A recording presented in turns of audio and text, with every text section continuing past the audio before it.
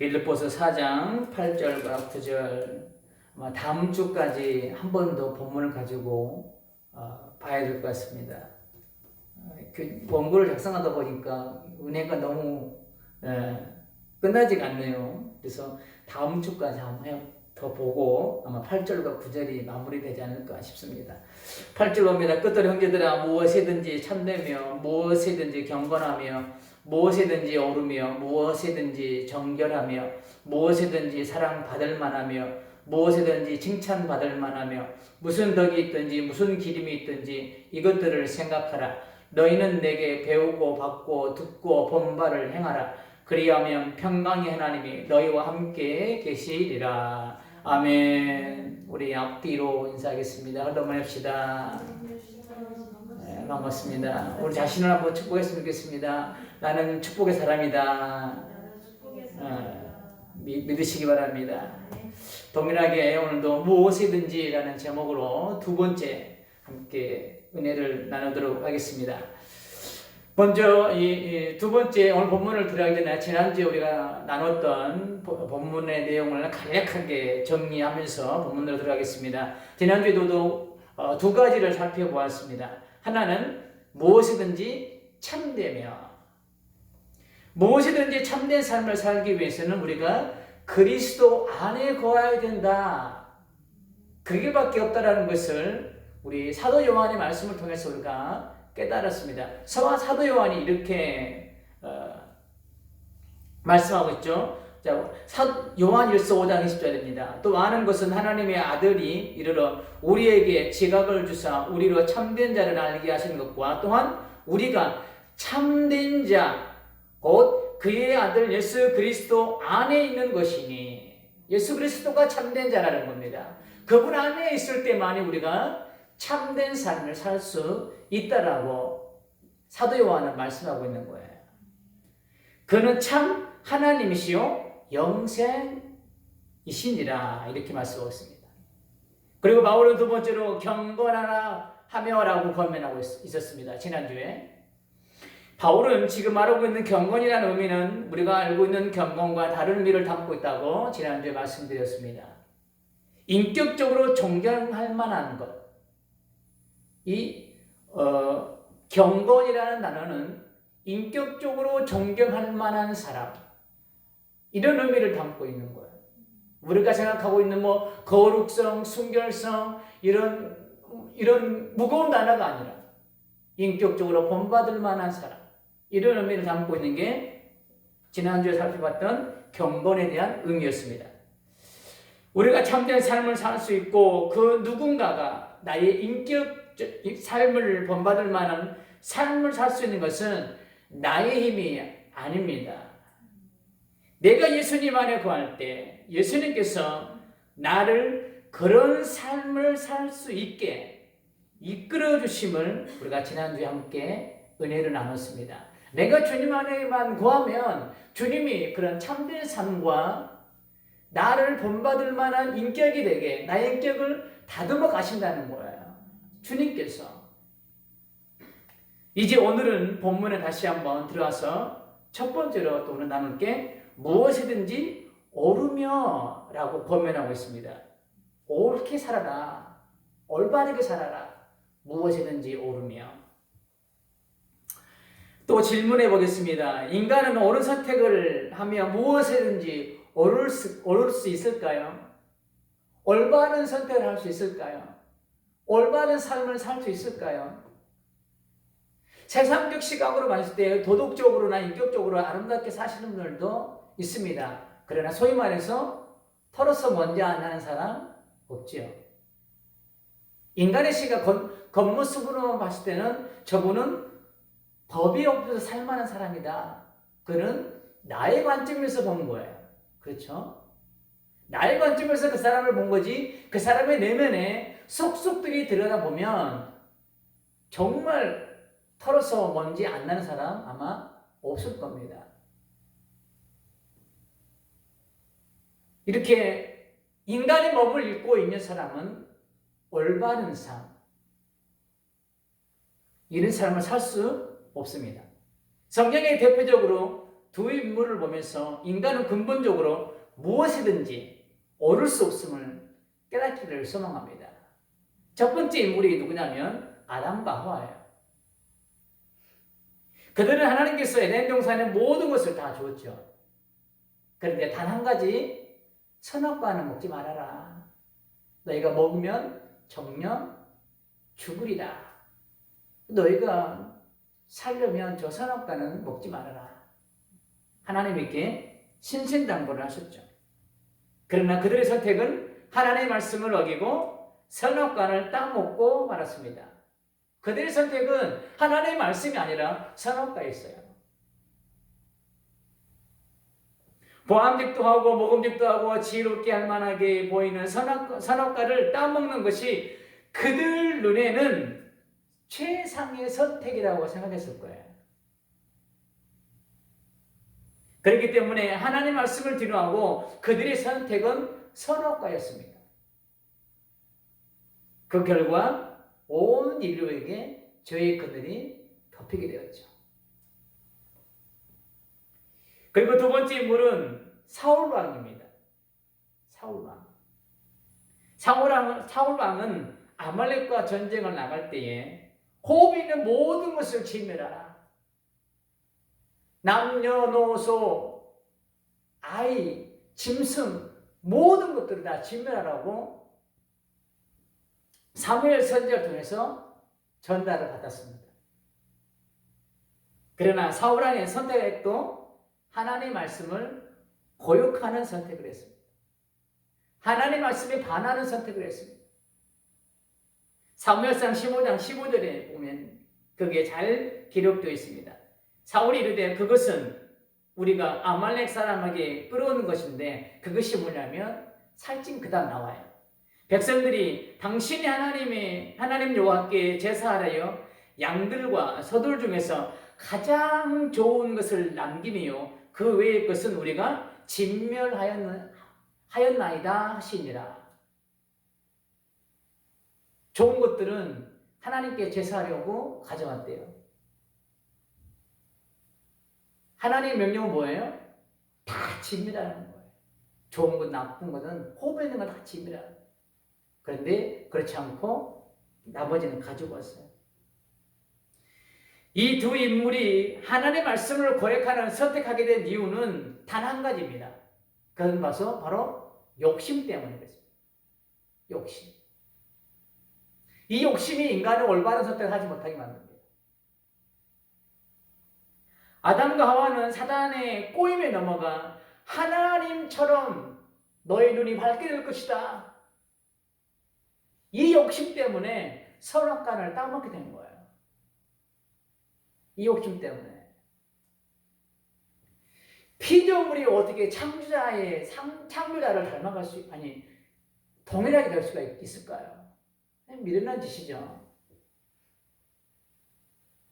사울왕 역시도 핑계를 제사와 백성들에게 돌리고 있지만 그 이면에는 전쟁에서 승리했음을 자축하고 싶은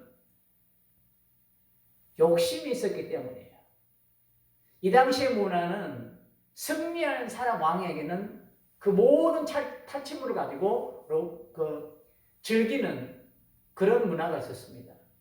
자기 것을 소유하는 그런 자축하는 욕심이 있었습니다.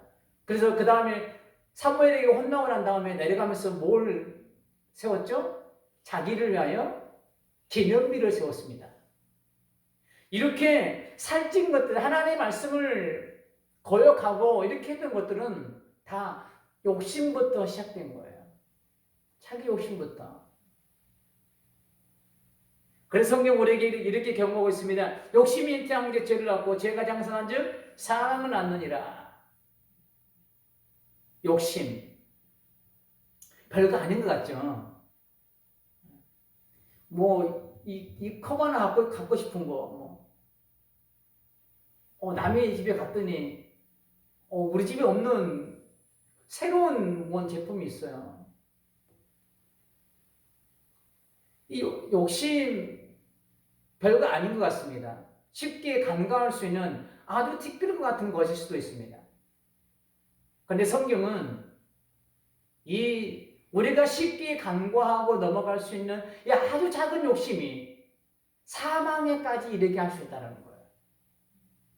그래서 우리는 작은 것이라 할지라도 우리는 영적인 것에 이게 충돌이 된다고 그러면 우리는 아주 작은 것이라도 우리는 간과해서는 안 되는 거예요.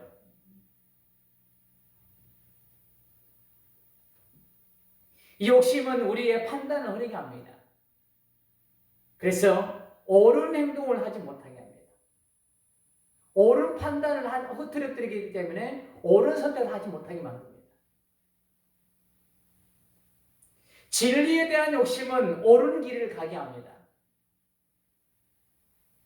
진리에 대한 욕심은 가지십시오. 은혜에 대한 욕심은 가지십시오. 왜요? 진리는 옳은 길을 가게 하기 때문이에요. 옳은 삶을 살게 합니다. 그러나 비진리에 대한 욕심은 성경이 말씀하고 있듯이 우리를 옳은 길로 인도하는 것이 아니라 사망의 길로 인도한다. 비진리인 것은 아담과 하와 그리고 사울왕은 그 당시에 그들의 선택은 자기들 생각과 상황에 비추어 보았을 때에 옳은 판단이었고 올바른 선택이라고 생각했기 때문에 그런 선택을 한 거예요. 그렇게 자기네들은 사망의 길로 가는 줄도 몰랐겠죠. 탁월한 선택이야. 그래, 전쟁했으면 부하들을 조금 위로하기 위해서 이걸 좀 가져다가 좀 나눠주고 그래야지 내 체면도, 왕이 내 체면도 좀 세워지지. 그렇잖아요. 전쟁했는데 아무런 부하들에게 아무런 보상도 없다 그러면 왕의 체면이 뭐가 되겠어요? 체면이 말이 아니죠.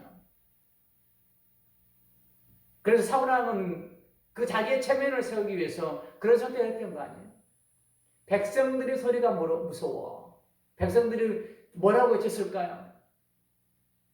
조금 조심스럽게 추측해보면 아니 우리가 전쟁에 승리했는데 이거 조금 하나 못 가져갑니까? 아니 이거 전쟁하면 당연히 승리한 자들의 것인데 왜 다 죽여야 됩니까? 이 좋은 것들을. 백성들이 이렇게 막 아우성쳤을 거예요. 사울왕의 소리에는 귀에는 하나님의 그 소리보다 이 백성들의 소리가 더 무서웠을 거예요. 그렇기 때문에 그것들을 백성들을 위로하고 백성들에게 그 마음을 승리를 만끽하게 해주기 위하여 그것을 가져온 거예요. 그래, 내 판단이 옳았어. 우리는 그 당시의 상황을 보면서 우리는 선택을 하죠.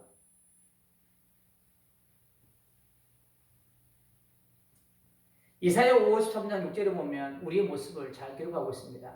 우리는 다 양 같아서 그릇 행하여 각기 제 길로 갔거늘. 우리는 다 양 같아서 각기 제 길로 갔대요. 각기 제 길이 어딜까요? 내가 생각하는 그 길인 거예요. 내가 선택한 그 길인 거예요. 중요한 것은 내가 선택한 그 길이라는 거예요.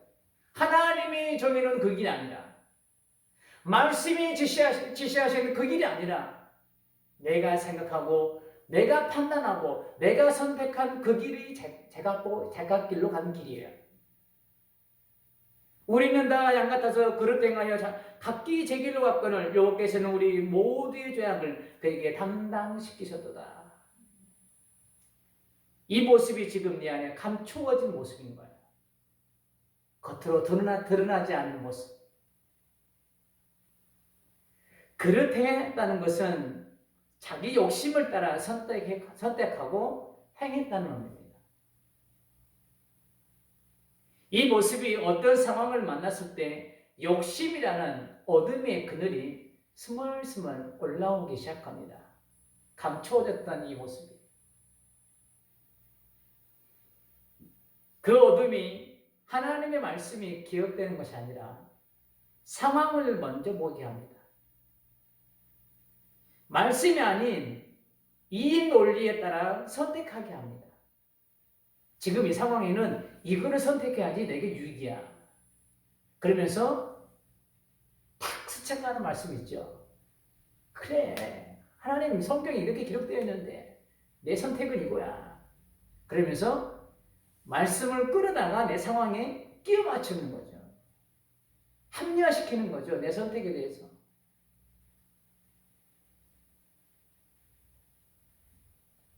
그런 이익 논리에 따라 선택하면서 우리는 그렇게 행하게 됩니다. 당시에는 옳은 선택처럼 느껴지고 나의 판단이 옳았다고 생각들지만 말씀을 기반으로 하지 않는 선택은 사망을 가져올 뿐입니다. 옳고 그름을 바라보는 시각이 인간의 시각이 아니라 하나님의 시각으로, 말씀의 시각으로 바라볼 수 있어야만이 옳은 선택을 할 수 있는 거예요. 옳은 선택을 할 수 있다는 것은 옳은 길을 갈 수 있다는 겁니다. 그래서 우리는 무엇이든지 옳은 삶을 사는 것과 옳은 선택을 하기 위해서는 말씀을 기준 삼고 인간의 시각이 아니라 말씀의 시각으로 상황을 바라보면서 선택할 때 무엇이든지 옳을 수 있음을 믿으시기를 바랍니다. 이런 삶을 사는 성도에게 주어진 은혜가 있더라고요.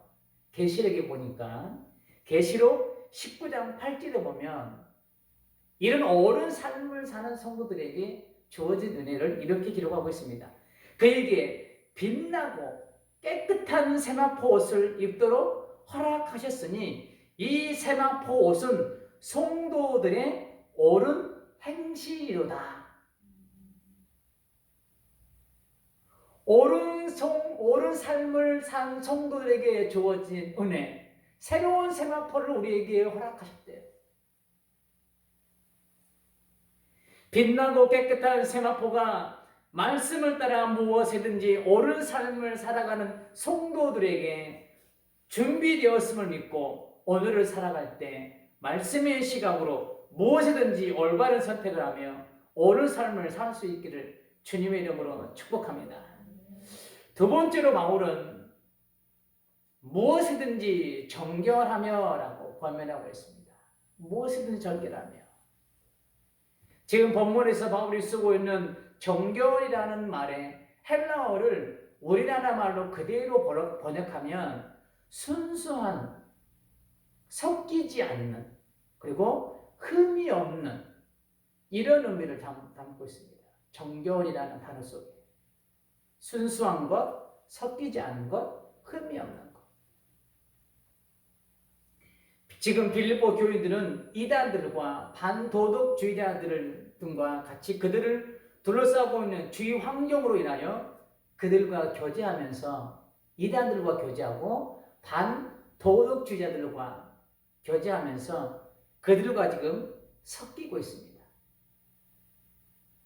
그러니 그들의 사상이 어떻게 될까요? 그들의 사상이 지금 변해가고 있는 거예요.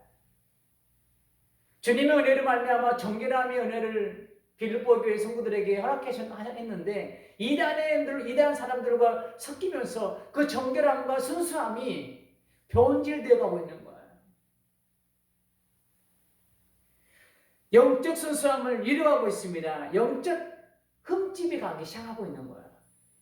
이런 성도들을 바라보면서 무엇이든지 정결한 삶을 유지하고 바울은 지금 이것을 강조하고 있습니다.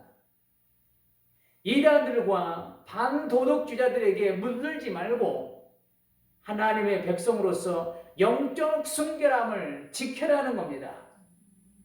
영적 순수함을 지켜내라는 겁니다. 그들과 함께 동조하지 말고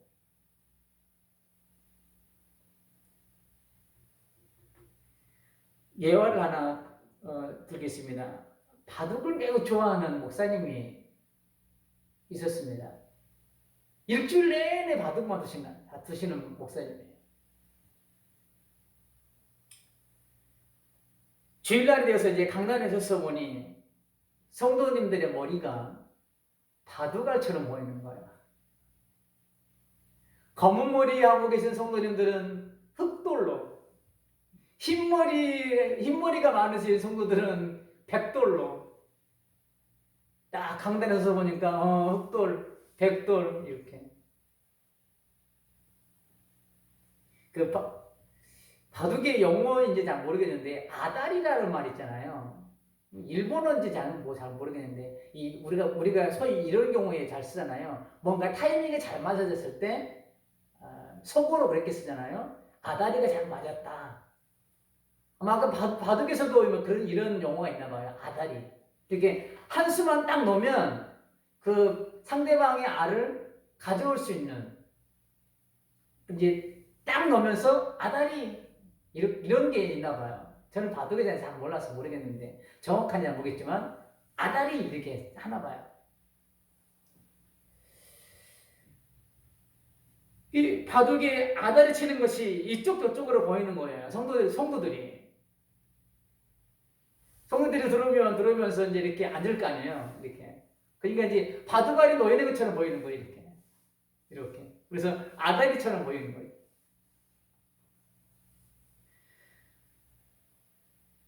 목사님이 이래서는 안 되겠다고 눈을 다시 한번 비비고 이제 목소리를 가다듬고 기도를 시작했답니다.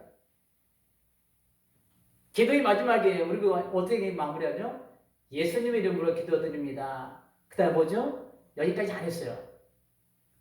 그 다음에 아멘 해야 되잖아요. 근데 이 목사님이 이렇게 한 거예요. 예수님의 이름으로 기도드립니다. 아다리. 네. 중요한 것은 내가 무엇을 가까이 하고 무엇을 길들여지냐가 중요한 거예요. 이 목사님은 일주일 내내 바둑 치면서 아다리 조금 후에 나오겠지만 이게 입에 배어가지고 예수님의 이름으로 기도드립니다. 아멘 해야 되는데 예수님의 이름으로 기도드립니다. 아다리.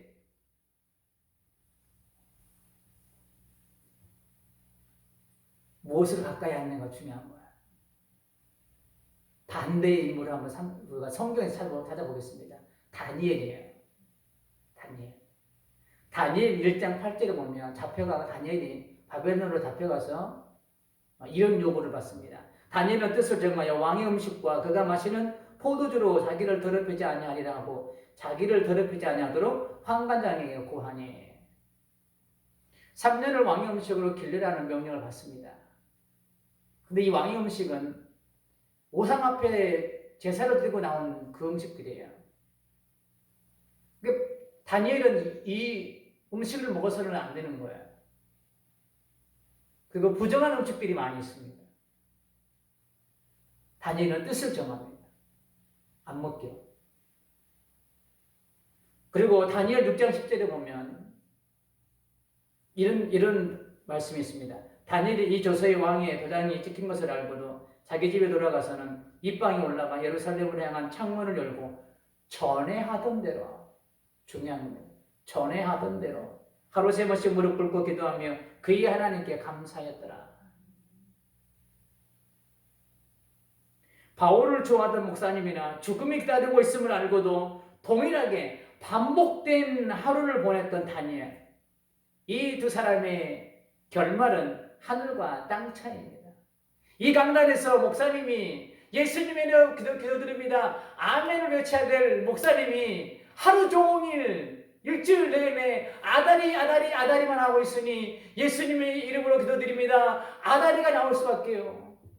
그러나 다니엘은 죽음이 기다리고 있음에도 불구하고 매일같이 전에 하던 대로 기도의 자리에 나갔기 때문에 사자굴이라는 그 죽음이 기다려도 다니엘은 그 기도의 자리를 포기할 수 없었던 거예요. 가치를 어디에 두느냐, 내게 무엇을 두느냐, 내가 무엇을 가까이 하느냐, 굉장히 중요한 거예요. 인생의 결말이 달라질 수 있습니다. 삶의 질이 달라질 수 있습니다.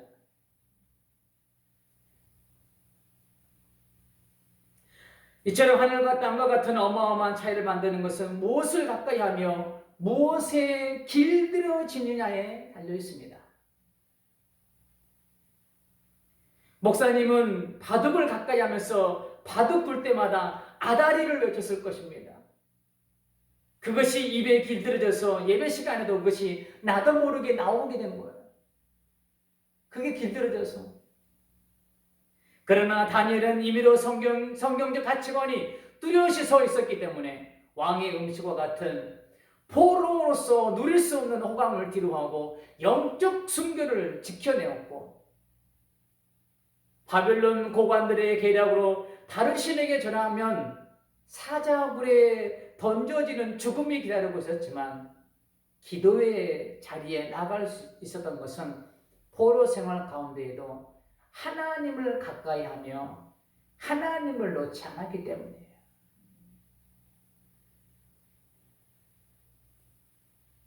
인간은 근본적으로 부정한 사람입니다. 그러나 하나님 은혜로 부정한 옷이 벗겨지고 정결한 세마포 옷을 입혀주셨습니다. 그런데 이 세마포 옷이 다시 더러워지기 시작합니다.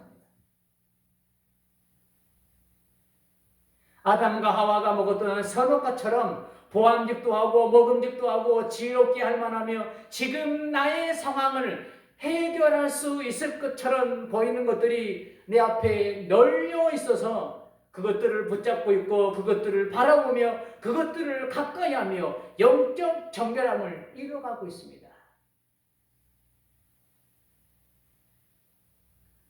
눈 한 번만 감으면 왕의 음식을 먹으며 또한 총리로서 권력을 누리며 포로 생활을 편하게 할 수 있는 조건들이 다니엘의 유혹합니다.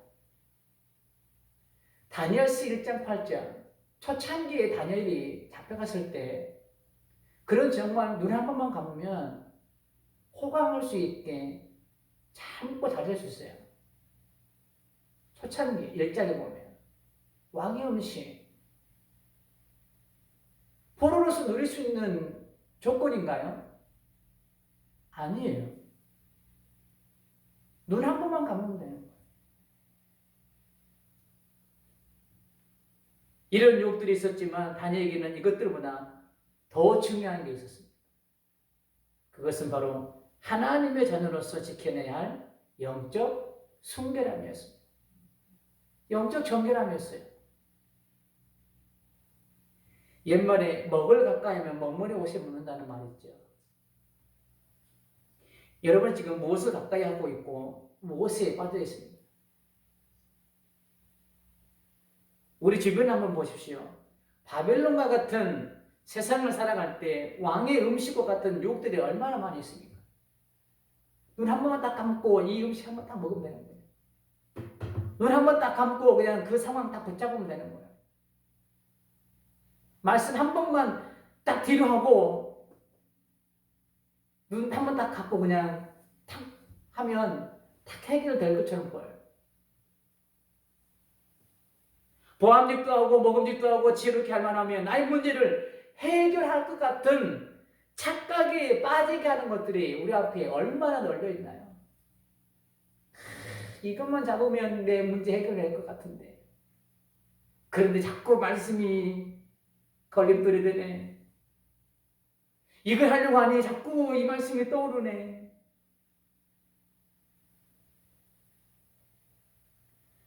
우리는 하나님의 자녀로서 이것들로부터 영적 순결함을, 정결함을 지켜내기 위해 우리는 치열한 영적 전쟁을 해야 합니다. 이 전쟁은 우리가 이 땅을 떠나는 그날까지 계속해야 되는 전쟁입니다. 사단은 우리를 이 전쟁에서 자유롭게 하지 않을 거예요.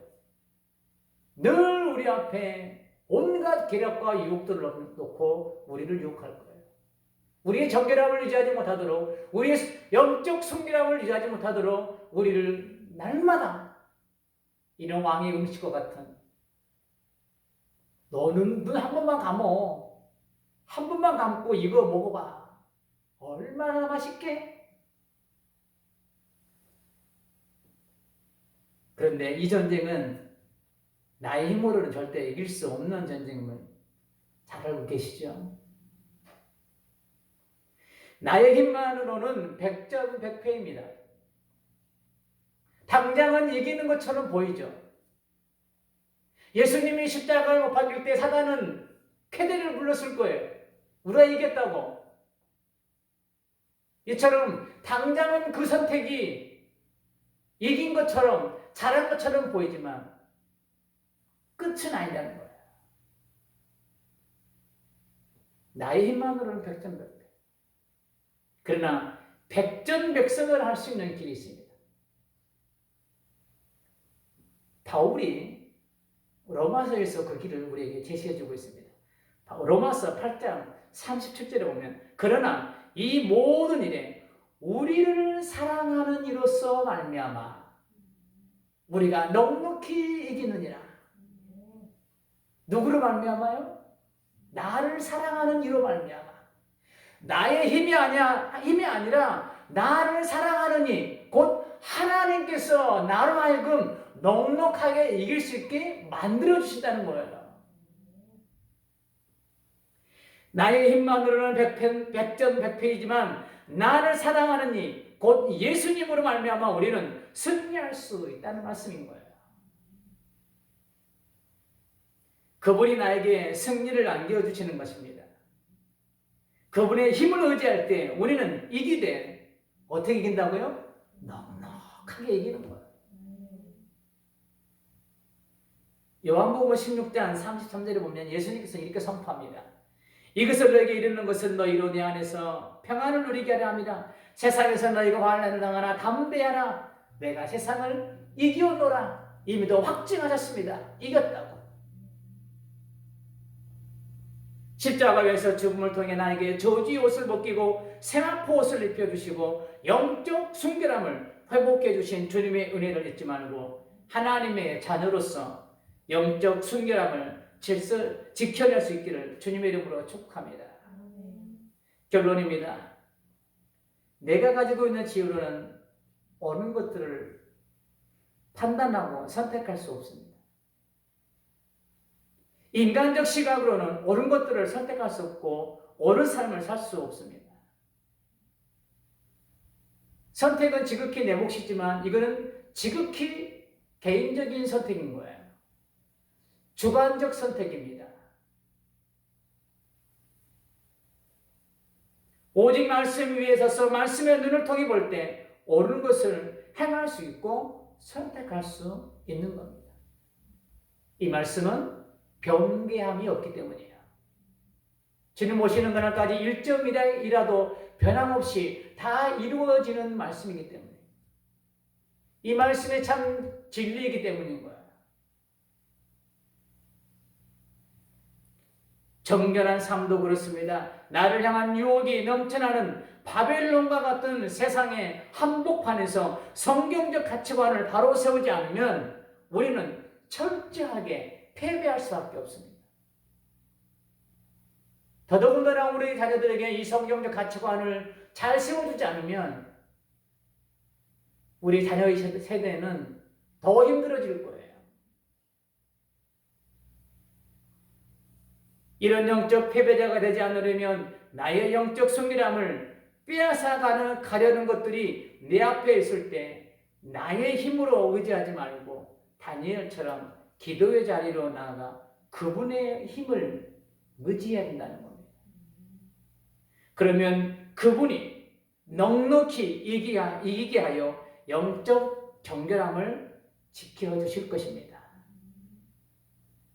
그래서 이 시대에 주님이 찾으시는 무엇이든지 옳은 일을 선택하고 행하며 영적 순결함을 지켜내는 순결한 신부들이 다 되시기를 주님의 이름으로 축복합니다. 아멘.